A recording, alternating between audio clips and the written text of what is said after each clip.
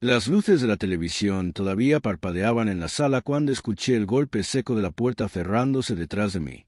El frío de la noche me cortó la cara como un cuchillo, y en la mano apenas tenía una bolsa de plástico con un par de camisas viejas.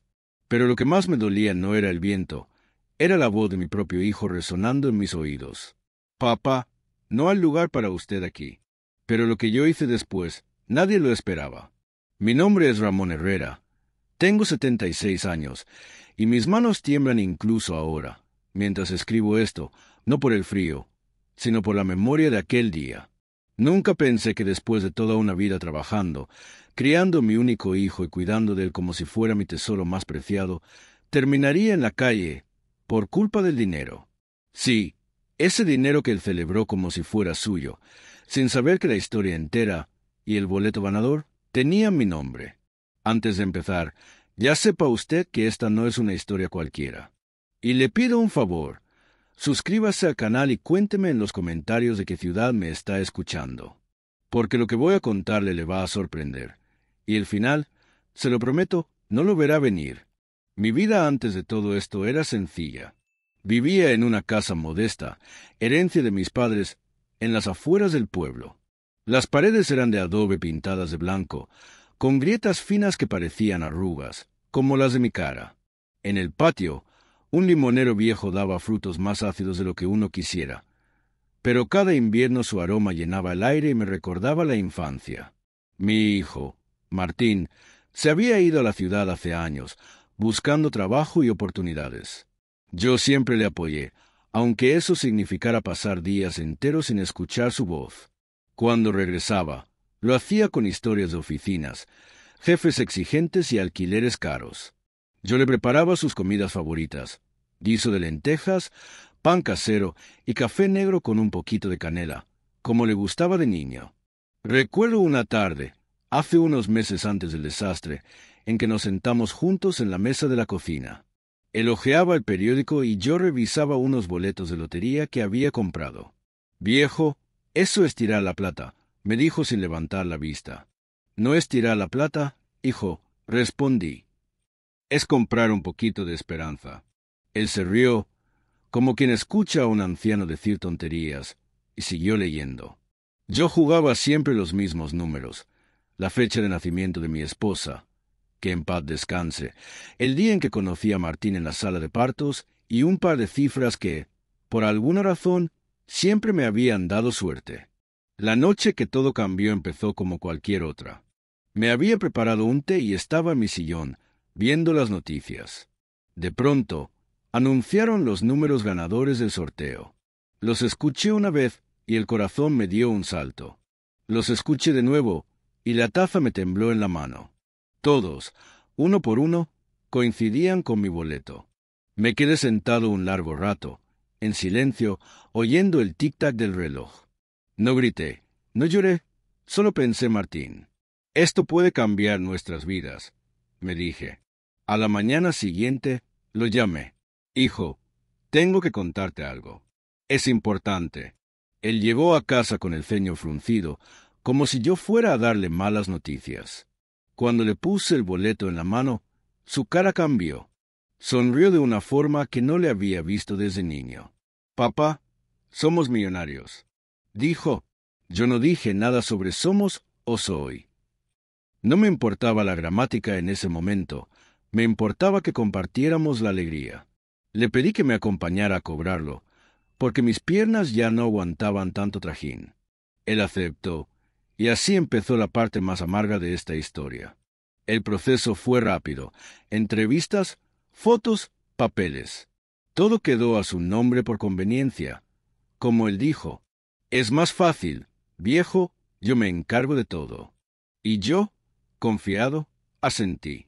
Después de todo, era mi hijo. ¿Qué podría salir mal?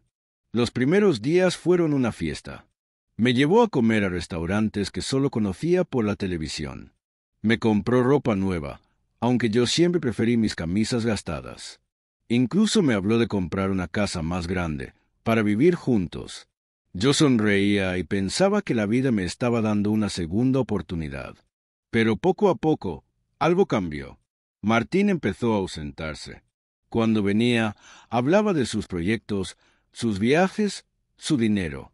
Yo intentaba recordarle, con delicadeza, que todo había comenzado con mi boleto, pero él evitaba el tema. Hasta que llegó esa noche. Entró a la sala con una maleta en la mano y un gesto frío. Papá, voy a ser claro. Voy a empezar una nueva vida, y usted no cabe en ella. Sentí como si me arrancaran el alma. Quise gritarle, recordarle cada madrugada en que lo cuidé con fiebre, cada vez que vendía algo mío para pagar sus estudios. Pero las palabras se me atragantaron. Me empujó un sobre con algo de dinero y abrió la puerta. Y así, sin más, me encontré bajo las estrellas, con mi bolsa de camisas y un frío que no era solo del invierno. Pero él había olvidado algo que cambiaría todo. Ese boleto, aunque estuviera su nombre, nunca dejó de ser mío. Y aquí es donde empieza la verdadera historia. Porque lo que hice después no solo me devolvió lo que era mío, sino que le dio a Martín una lección que no olvidará jamás. El viento me azotaba la cara mientras caminaba por la calle oscura, sin rumbo fijo. En mis oídos, las palabras de Martín seguían repitiéndose como un eco maldito. Usted no cabe en mi vida. Podría haberme quedado sentado en la acera, llorando como un viejo abandonado. Pero algo dentro de mí, quizás el mismo orgullo que me sostuvo toda mi vida, me obligó a levantar la cabeza y pensar con frialdad. Porque sí, estaba herido, pero no derrotado.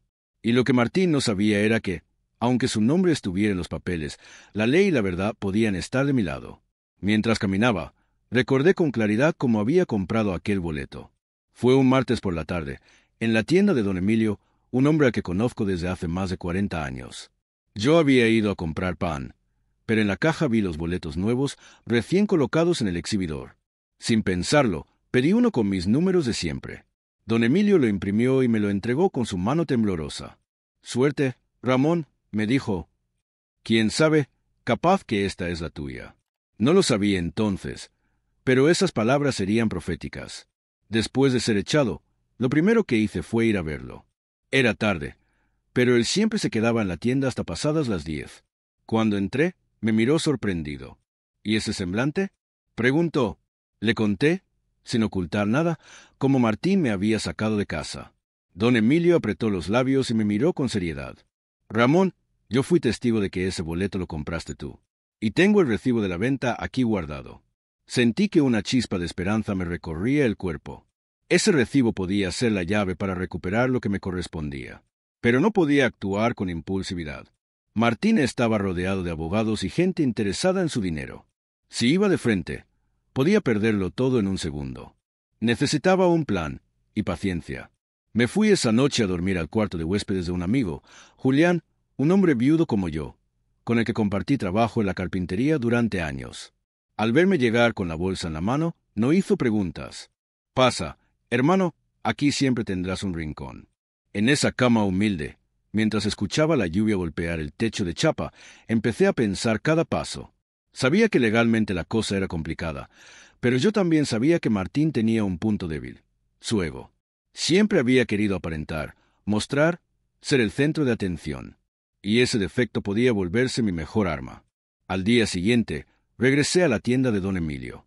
Le pedí una copia certificada del recibo y su testimonio por escrito.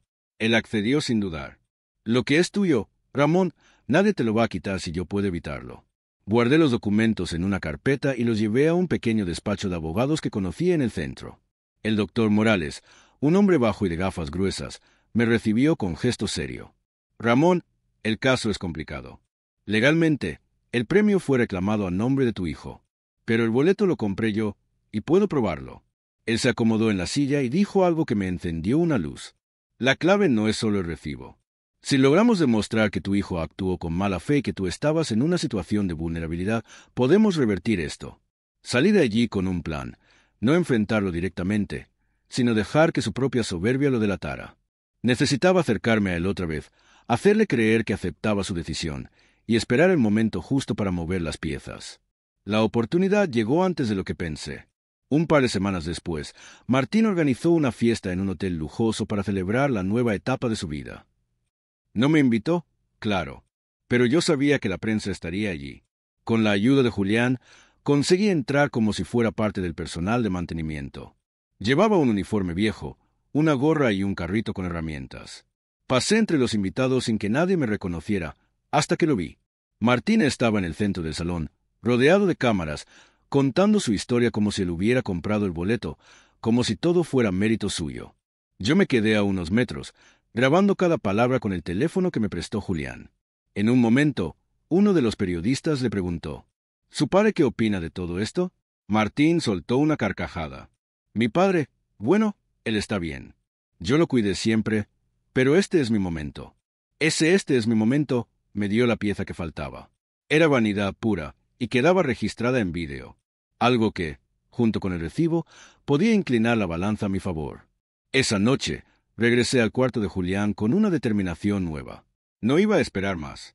Al día siguiente, iría con el abogado Morales, entregaría las pruebas y empezaría la batalla legal. Pero había algo más que yo quería hacer, algo personal. No se trataba solo de recuperar el dinero. Quería que Martín entendiera el peso de sus actos. Quería mirarlo a los ojos el día que se diera cuenta de que la vida no perdona la ingratitud. Antes de dormir, miré por la ventana.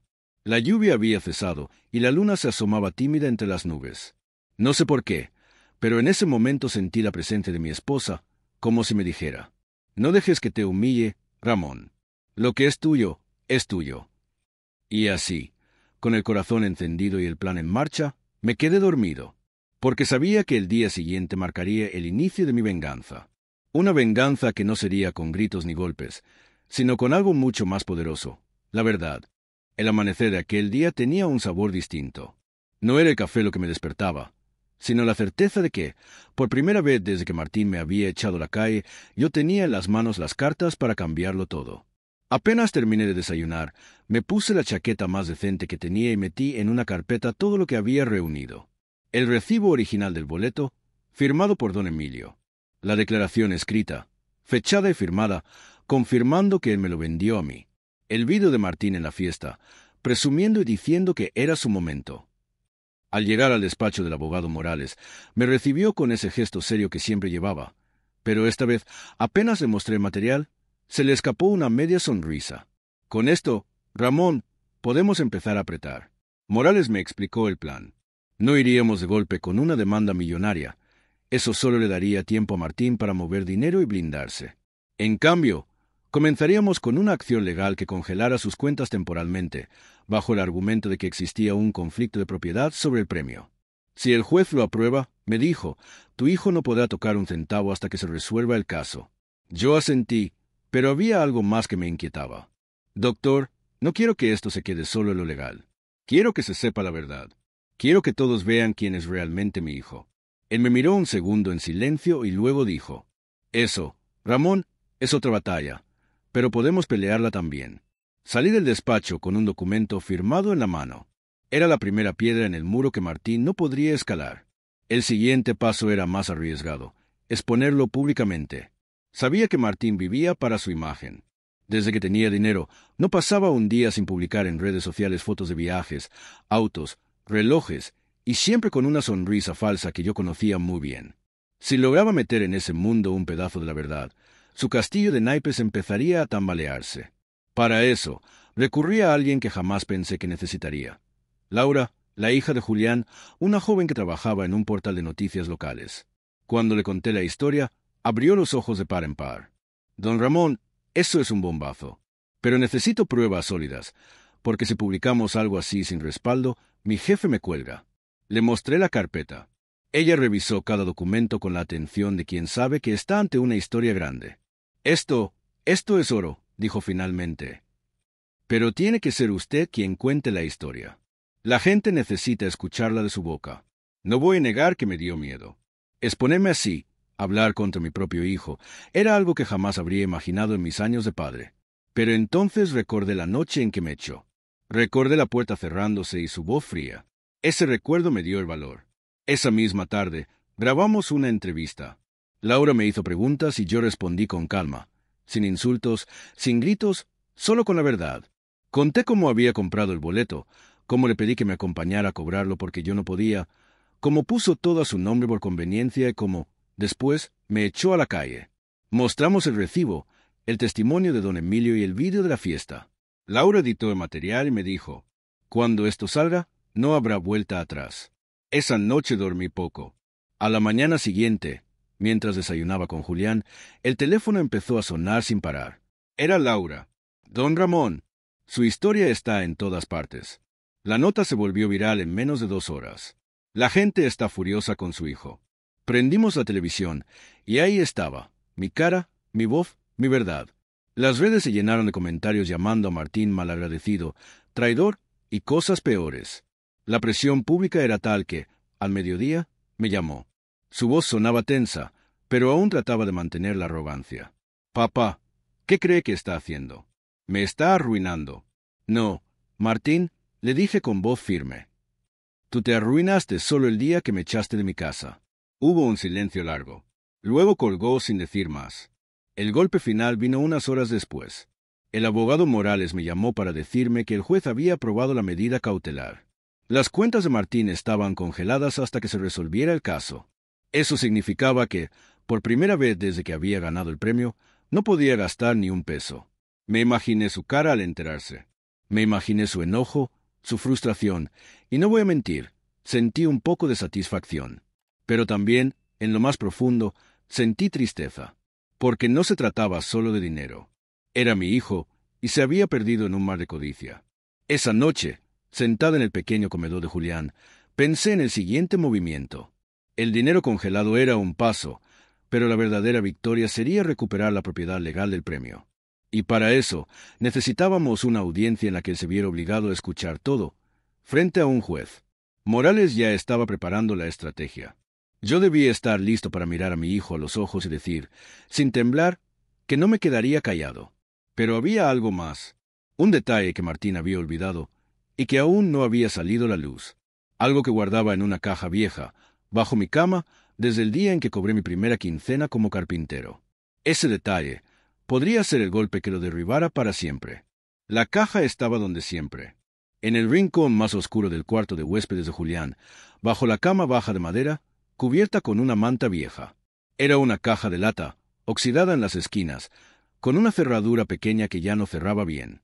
La había guardado allí durante décadas, sin imaginar que un día su contenido sería la llave para salvar mi dignidad y recuperar lo que era mío. Al abrirla, el olor a papel envejecido me golpeó de inmediato. Allí dentro estaban los recuerdos de toda mi vida, cartas que me había escrito mi esposa cuando éramos novios, fotos en blanco y negro de mis padres, mi libreta de trabajo con los sellos de cada empleo que tuve. Y, al fondo, un sobre marrón, grueso, con algo que solo yo conocía. Ese sobre contenía copias y recibos de todos los boletos de lotería que había comprado desde que empecé a jugar. Cada vez que compraba uno, anotaba la fecha, el lugar y los números elegidos. Era una costumbre que mi esposa siempre consideró inútil, pero que yo mantenía como una especie de ritual. Entre esos papeles estaba el registro del boleto ganador. Fecha, hora exacta, nombre de la tienda, firma de don Emilio y hasta la huella digital que él solía poner en los recibos cuando vendía algo importante. Era la prueba definitiva de que ese boleto era mío desde el principio, mucho antes de que Martín metiera las manos. A la mañana siguiente, llevé el sobre al despacho de Morales. Cuando lo abrió, levantó las cejas. Ramón, esto es oro puro. Más que el dinero, doctor, le dije, esto es la verdad que nadie va a poder discutir. Él asintió y empezó a planificar la estrategia final. Usaríamos esa prueba en la audiencia, pero no de inmediato. Vamos a dejar que él crea que puede salir bien parado, me explicó. Lo expondremos poco a poco, hasta que, cuando menos lo espere, le pongamos esto sobre la mesa. Mientras Morales preparaba todo, la presión sobre Martín crecía. La entrevista que hice con Laura seguía circulando por todas partes. Algunos conocidos de la familia lo llamaban para reprocharle lo que había hecho. Incluso me llegó el rumor de que su novia lo había dejado, diciéndole que no quería estar con un hombre capaz de traicionar a su propio padre. Yo no buscaba destruirlo, pero sí que entendiera que el dinero no era un escudo contra las consecuencias de sus actos. La audiencia se fijó para un viernes por la mañana. Llegué temprano al juzgado, con Morales a mi lado. Vestía mi mejor traje, el mismo que había usado en el funeral de mi esposa. No por ostentación, sino porque quería que Martín me viera erguido, digno, como el hombre que lo crió. Cuando entró, vestido con un traje caro, mirándome por encima del hombro, sentí un nudo en el estómago. Pero no bajé la vista. Nuestros ojos se encontraron por unos segundos y vi algo que no había visto antes: nervios. La audiencia comenzó con los argumentos de Morales. Expuso la cronología: cómo compré el boleto, cómo lo guardé, cómo pedí a mi hijo que me acompañara a cobrarlo y cómo lo registró a su nombre sin mi consentimiento. Presentó el testimonio escrito de don Emilio y reprodujo el vídeo de Martín en la fiesta. Martín, a través de su abogado, intentó pintarme como un anciano confundido, que le regaló el boleto voluntariamente. Me mordí la lengua para no interrumpir. Sabía que Morales estaba esperando el momento justo para mostrar la prueba definitiva. Entonces, sucedió algo que no estaba en el guión. El juez, mirando a Martín, le preguntó directamente: ¿reconoce usted que el boleto fue adquirido por su padre? Martín dudó un instante, pero luego sonrió con arrogancia. No, señoría, el boleto lo compré yo. Ese fue el error que lo hundió.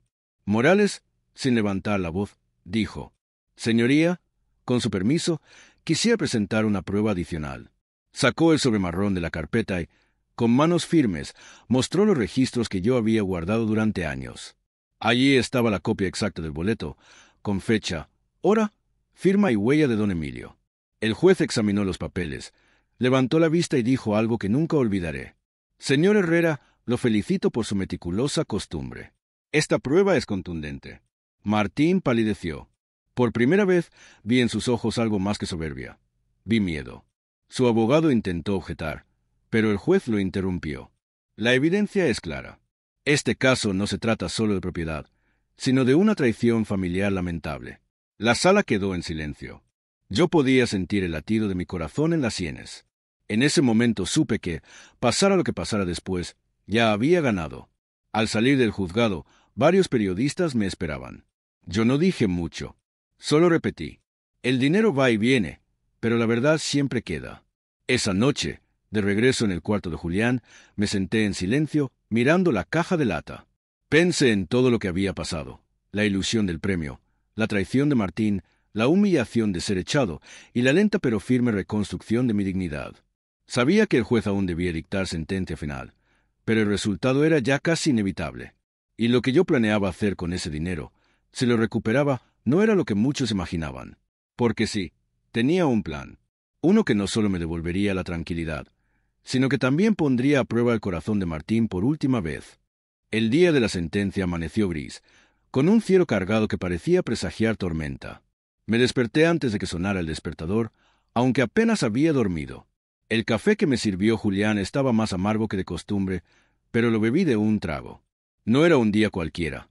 Era el día en que, después de meses de lucha, iba a escuchar al juez decidir si el boleto y todo lo que venía con él volvían a mis manos. Entré al juzgado con pasos lentos pero firmes. El eco de mis zapatos resonaba en el pasillo, mezclándose con el murmullo de abogados y asistentes. Al llegar a la sala, lo vi. Martín estaba allí, con el mismo traje caro de la última vez, pero sin esa sonrisa que siempre llevaba. Ahora su gesto era tenso, su mirada esquiva. Me senté en mi lugar, y mientras el juez acomodaba los papeles, recordé cada momento de esta historia. La noche en que escuché los números ganadores, la alegría compartida, la puerta cerrándose en mi cara, y el frío de esa primera noche en la calle. El juez comenzó a leer.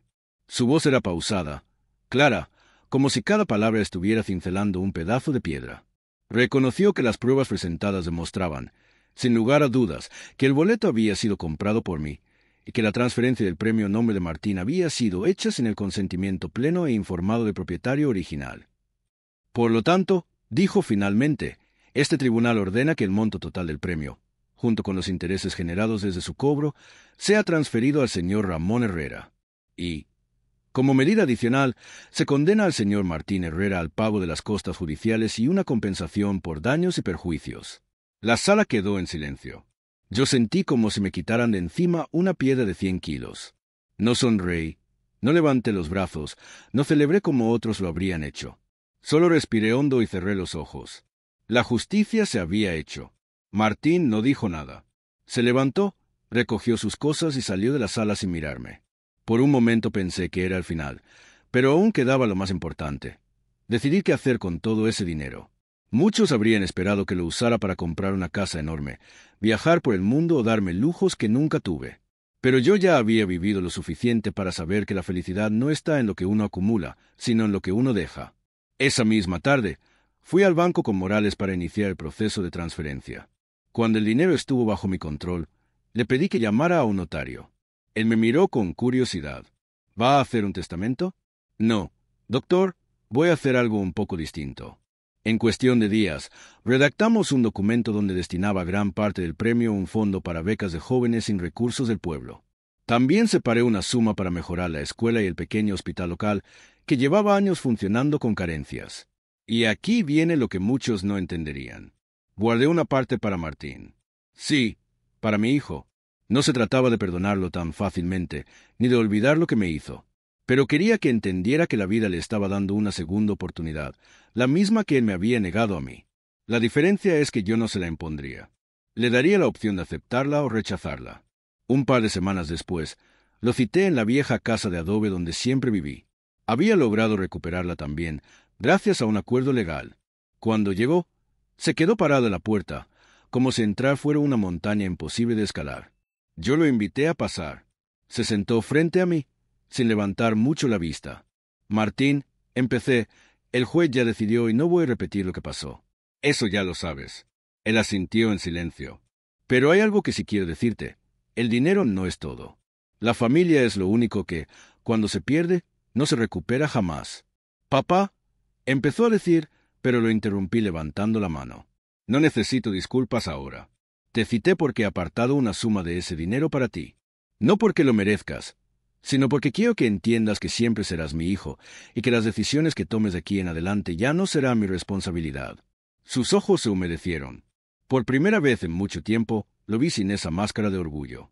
No sé si fue arrepentimiento real o solo impacto, pero en ese momento su voz se quebró.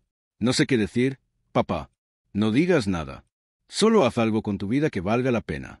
Nos despedimos sin abrazos, pero también sin rencor abierto. Quizás algún día podamos reconstruir algo, quizás no. Eso, ahora, ya no depende de mí. Los meses pasaron y el pueblo cambió. La escuela recibió computadoras nuevas, el hospital compró equipos modernos y varios jóvenes pudieron empezar la universidad gracias al fondo de becas.